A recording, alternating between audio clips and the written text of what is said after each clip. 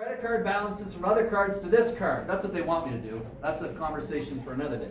All right. We know that the average Canadian family is carrying like $30,000 in credit card debt. Again, grab your calculator and pump in $30,000 at 28.8%. Again, this is only the interest. This isn't paying off the $30,000. I get $8,000 in interest. That is staggering. Ironically, if you're good at paying the interest, they'll actually give you more access to credit. They may bump your limit. They're like, hey, you're such a great customer. You're doing so well. Here's some more credit. We just bumped your balance on your credit card to $50,000. Unbelievable, eh? So, as interest rates rise, and those of us who are doing some courses know that interest rates are rising right now. The Fed bumped in the States yesterday. Canada bumped 3 times last year. This is just going to go up. How do I use a credit card without paying any interest? It's easy. You pay the full balance off every month. Every month. Every month. Every month. So I've got my credit card on an auto pay. I put a whole bunch of money on the credit card when I was down in Alabama at spring break. I probably put $3,000 on it. I'm going to get the bill next month. Auto pay, I'm going to pay off the full $3,000. Why am I going to do that? Because I don't pay any interest. You can set that up where you pay full balance. Now there might be a month you're really, really tight. Let's say January. You got the credit card bills from Christmas and you traveled and blah, blah, blah. And you're like, oh, let's just leave something on the credit card. Don't do it. That's when you want to get a line of credit. A line of credit is money you can access at any time that you only pay when you pull the funds out.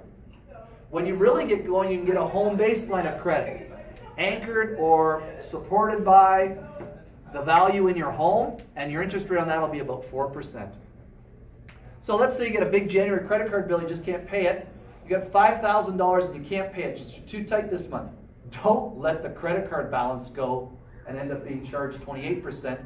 Transfer the money from the line of credit at 4 or 5. Pay the credit card balance. Council office, please. Calvin Calvin, student council office. And then you can whittle away at the principal and you only be charged 4%. Okay, so lines of credit are like a credit card balance, but the balance is way, way less. You have access to the money. The time to go get a line of credit is when you don't need it, as I always share with kids. Go get a line of credit when you have no need for it at all.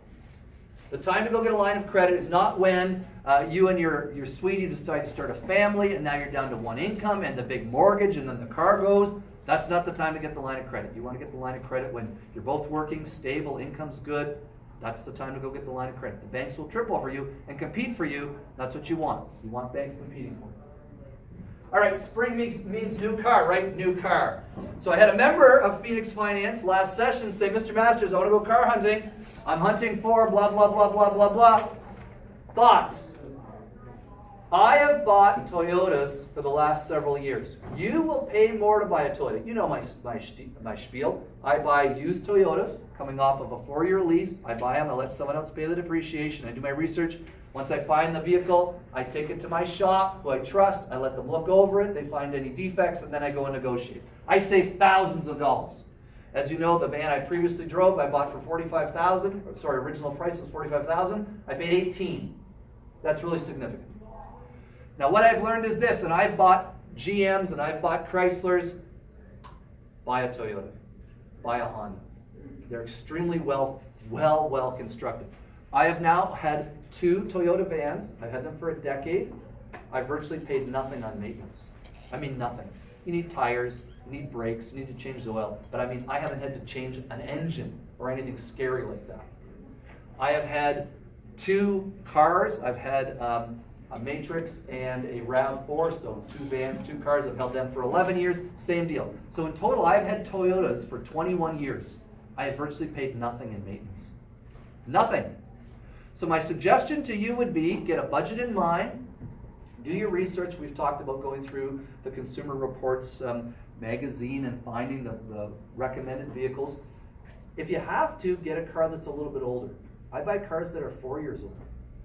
My sons, both of them, have done the exact same thing. They bought cars that were 5 and 6 years old just to get a hold of a good vehicle because they don't want to overpay. Can you overpay? Hey, you deserve a Cadillac. Yeah, that's what you deserve.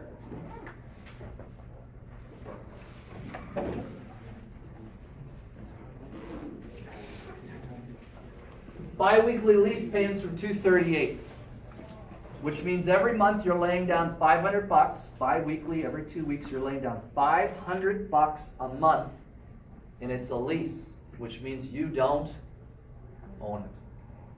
You are renting a Cadillac, but you're driving a Caddy. Woo! All my neighbors think I have a Caddy. Hey, guess what? Your neighbors probably don't own it either. They might. They probably don't. Okay? You don't need to be in a Cadillac. You don't need to be in a new. You don't deserve it. You don't, haven't earned it because you finished grade 11 or 10 or 12. I don't care. Again, look at, how are you going to get into this if you're doing that? How are you going to get into housing, a condo in Toronto, a condo in downtown KW, if you're doing this? By the way, that's a 4-year lease, including laying down $3,000. So you're locked for 4 years at $500 a month. Let's just do that. $500 a month times 12. 4 years. It's a quick $24,000. Plus you laid down $3,000. That's $27,000 you laid out. That was expensive. That's for one car.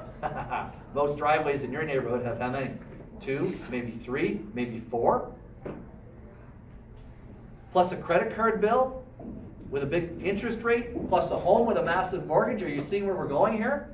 This is the rat race. I got to keep working. I got to work more hours. I got to pay off the car. I got to pay. Don't do it. Be a saver. Control your debt. Control the kind of debt you have related to cars. Cars are not. Listen, a car is a fantastic. You need a car. You need to get around. It's great for work, etc., etc. Freedom, all the rest. You don't deserve a new car. Car manufacturers like to tell you to do. You don't. Next, let's look at global index investing.